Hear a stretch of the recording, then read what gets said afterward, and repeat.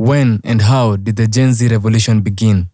Let's find out. Annually, the government does national budgeting, and for a budget to be passed, there has to be a finance bill. Hence, the making of Finance Bill 2024. And the second finance bill they have brought to this house. Usually, the finance bill making process begins with drafting and publication by the National Treasury, then tabling in the National Assembly by the Cabinet Secretary.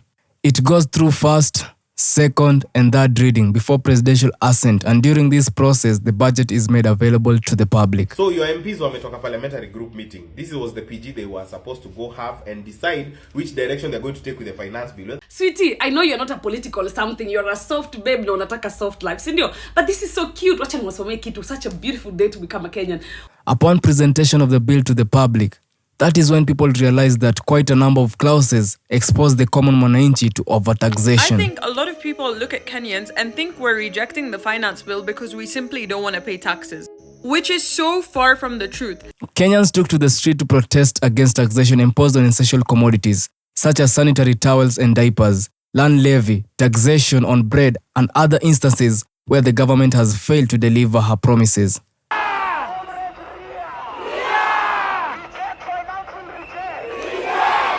So Oscar Sudi recently splashed like over 15 million Kenya shillings, 20 million Kenya shillings. Many members of parliament were put on the spot for flaunting their wealth, including the president, for possessing the most expensive watch at the detriment of the taxpayers' money. I'm actually more disappointed because the point of order that is being raised to try and attack an accident that is natural, because Gloria Oroba, who is a UDA politician and a nominated senator representing women and dedicated to stopping the stigma around menstruation, was brought to accountability on why she would watch the government expose such sensitive commodities to overtaxation.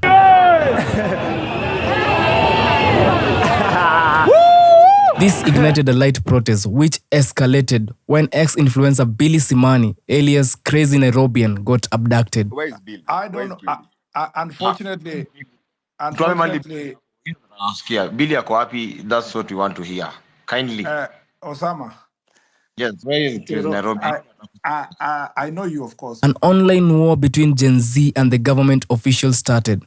Osama Otero, who is a close friend to Crazy Nairobian, started X Space to discuss fundamental issues surrounding the punitive finance bill, but the space was named "Where is Crazy Nairobian?" If you do not know about Billy, you said you're here to listen to your people. So we are asking you to go tell your people to present Billy. That is all we want from you. No problem. I'm happy to listen. This space gained popularity, with high-profile government officials logging in to listen to their discussion. They can even spit on you if you try and speak to them. At this point, fingers were pointed at Dennis Itumbi. Wewe unda space yako, uko na followers huko. Wewe unda space zako huko. Fuck you. Itumbi, yani ulikuwa karibu kufa hiyo siku. Hata I wish you were dead. Finally, through the assistance of Law Society of Kenya LSK President Faith Odhiambo, the Crazy Nairobian was located. Hello everyone, I want to confirm that we've been able to rescue Billy and safe now. However, the look on his face showed that the people who abducted him didn't come to play. He seemed traumatized that even after that he went silent to the extent of not attending the X Spaces. Discussion around the punitive finance bill continued. Turarĩrĩirie finance bill na gĩthũngũ. Rĩu ũmũthĩ ndĩrenda tũmĩarĩrĩrie na gĩkũyũ. Ndi maraj. Wanda mana ni mar uchumi negoa. Uchumi yenyoa. Inchu igumbate yekerese finance bill esekeusi. And this was geared towards rejecting the bill in totality. And continuous peaceful protest was the only way to pose pressure to the government. This exposed the people at the front line to the risk of being abducted, but they did not relent. I'm ready for Tuesday. Very ready for Tuesday. The spaces were considered gathering grounds where influencers mobilized people to go and attend the demonstrations. Hence, the next series of abduction. Japrado was in the health line, helping the injured and organizing blood donation drive. And the government took that as a threat, leading to his abduction. Shad Khalif, who went to Citizen National TV, was as well abducted by the assumption that he was the organizer of the previous protests. At this point, if you had numbers on X and you're vocal on the spaces or through your posts, you will most likely be abducted. All in pursuit to identify the main organizers and sponsor of the Gen Z protest. If you don't know who this man is, The late Jacob Juma, who was a businessman and was assassinated in 2016, found himself on the spotlight after his controversial tweets resurfaced, as a result fueling the revolution. Other social media influencers, the likes of Khalif Cairo. I'm making this video addressed to the President of Kenya, William Ruto. Why is your government kidnapping people? Hanifa, who also became very popular in controlling contribution for the fallen soldiers.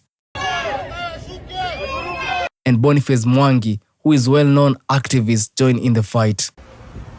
I come back and I find that they've killed babies. Kasmuel Makori, alias Kaskazini, was also abducted later after being vocal on the streets. Something interesting about this movement: it was fearless, tribeless, and leaderless. I assure the nation that the government has mobilized all resources at the nation's disposal to ensure that a situation of this nature will not recur again. And this made it so hard for the government to intercept the organizers. As a result, the random abductions continued. Other influencers took advantage of this and started identifying themselves as leaders of Gen Z revolution. On the other side, being publicly denied by the already known influencers. We have seen the president has thrown out the bill and formally to the... Some of the fake leaders were speculated to be sponsored by the government to bring the heat down. Regardless, the revolution still continued. Stay locked as we bring you part 2.